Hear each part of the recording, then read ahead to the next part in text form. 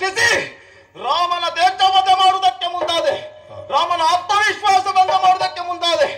ಆದ್ರೆ ನಮ್ಮ ಕುಲವೈರಿ ಕುಟಾರಿಯಾದತ್ತ ಆ ವಿಭೀಷಣನಿಂದ ನನ್ನ ಮಾಯವಿದ್ಯೆ ತಿಳಿದು ಹೋಯ್ತು. ಏನು ಮಾಡ್ಲಿ? ಸರಿ, ಇನ್ನಿರುವುದು ಒಂದೇ ಒಂದು ವಾಮ ಮಾರ್ಗ.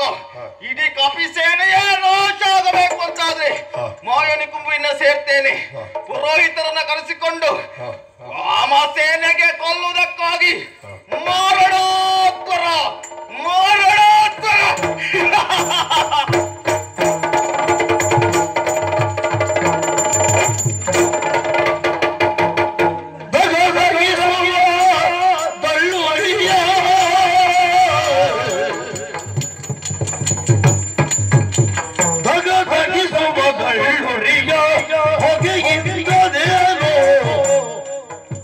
ಮಿಗುವರಿವುದು ಕಪಿ ಬಲವೋ, ಮಿಗುವರಿವುದು ಕಪಿ ಬಲವೋ, ಹಾಗೆ ಮಾರಣ ಮಾರ್ಗ ಕುಂಬಿನಿಯಲ್ಲಿ ನಮ್ಮ ಮಗನಿಂದ ಲಾಲಿಸಯ್ಯ. ಆಂಜನೇಯ ನೋಡಿ, ವಿಭೀಷಣ ದೇವ ನೋಡಿದೆಯ ಲಂಕಾ ನಗರಿಯ ಪಶ್ಚಿಮ ದಿಕ್ಕಿನಲ್ಲಿ ಹೋಮಧೂಮ ಎನ್ನುವುದು ನಭದಂಚನ್ನು ಸೇರುತ್ತಾ ಇದೆ. ಮಾತ್ರವಲ್ಲ, ಅಶುಭ ಸೂಚಕವಾದಂತಹ ನರಿ ಕಾಗೆ ಗೂಬೆಗಳ ಕ್ರೌಂಕಾರವು ಕಿವಿಗೆ ಅಪ್ಪಳಿಸುತ್ತಾ ಉಂಟು. ಪಿಶಾಚಗಣಗಳು ಹಾಗೂ ಕ್ಷುದ್ರಾತ್ಮಗಳೆಲ್ಲವೂ ಒಮ್ಮೆಲೆ ಅಬ್ಬರಿಸಿ ಬೊಬ್ಬಿರಿಯುತ್ತಾ ಇದೆ. ಅಷ್ಟು ಮಾತ್ರವಲ್ಲ, ಹೋಮದ ಧೂಮವೆನ್ನುವುದು ನಮ್ಮಲ್ಲಿರುವಂತಹ ಕಪಿ ವೀರಾಗ್ರಣಿಗಳ ಶರೀರವನ್ನು ಸೋಕಿದ ಕ್ಷಣವೇ ಎಲ್ಲವರು ನಿಶ್ಚೇಷ್ಟಿತರಾಗಿ ಮಂಕಾಗಿ ಒಂದೆಡೆ ಕುಳಿತುಕೊಂಡಿದ್ದಾರೆ. ಇದ್ಯಾವ ಅಧ್ವರ? ಯಾರು ವಿರಚಿಸುತ್ತಾ ಇದ್ದಾರೆ? ಎಲ್ಲಿ ಮಾಡುತ್ತಾ ಇದ್ದಾರೆ? ನನಗಂತೂ ಗೊತ್ತಿಲ್ಲ. ನಿನಗೆ ಗೊತ್ತಿದೆಯೋ? ಹಾಗೆ ಮಾರಣ ಕುಂಬಿನಿಯಲೇ, ಹಾಗೆ ಮಾರಣ ಕುಂಬಿನಿಯಲಿ ನಮ್ಮ ಮಗನಿ ಏನ್ ಮಾಡು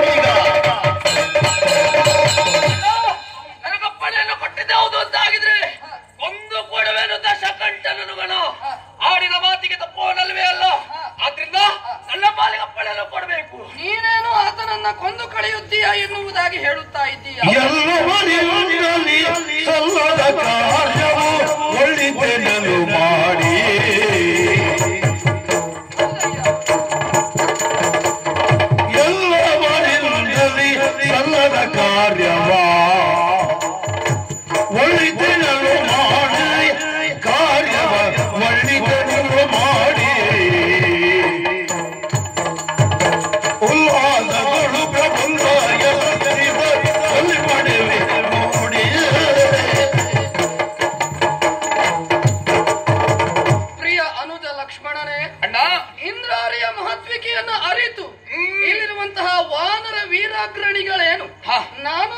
ಸ್ವಲ್ಪ ಕಾಲ ಅವಕ್ಕಾಗಿ ಕುಳಿತಿದ್ದೆ.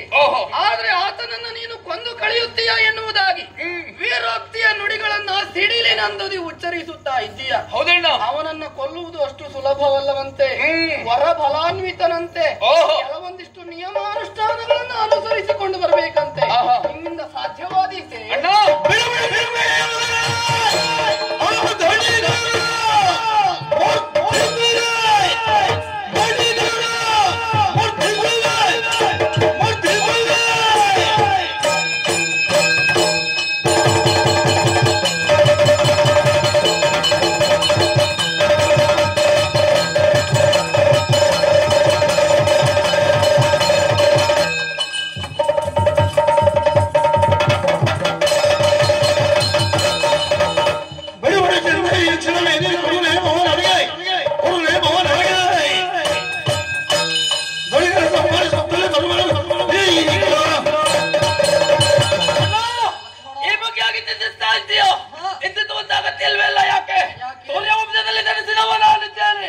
ಆಡಿದ ಮಾತಿಗೆ ತಪ್ಪು ಅಂತ ಪ್ರಶ್ನೆ ಇಲ್ಲ. ಆ ಅತ್ತಡಿಗಳನ್ನ ಕೊಂದು ಬರ್ತೇನೆ. ನಿಶ್ಚಿಂತೆಯಿಂದ ಕೊಡಪ್ಪಣೆಯನ್ನು.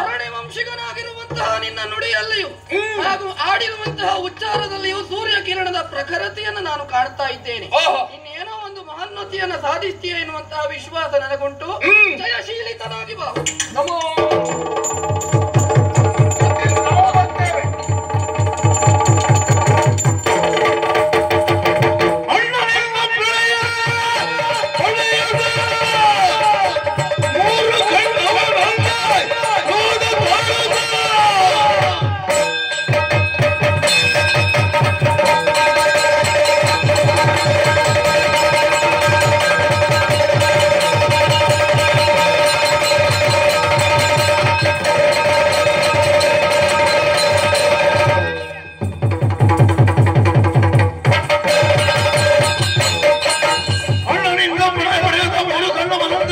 ಮೂರು ಕಣ್ಣು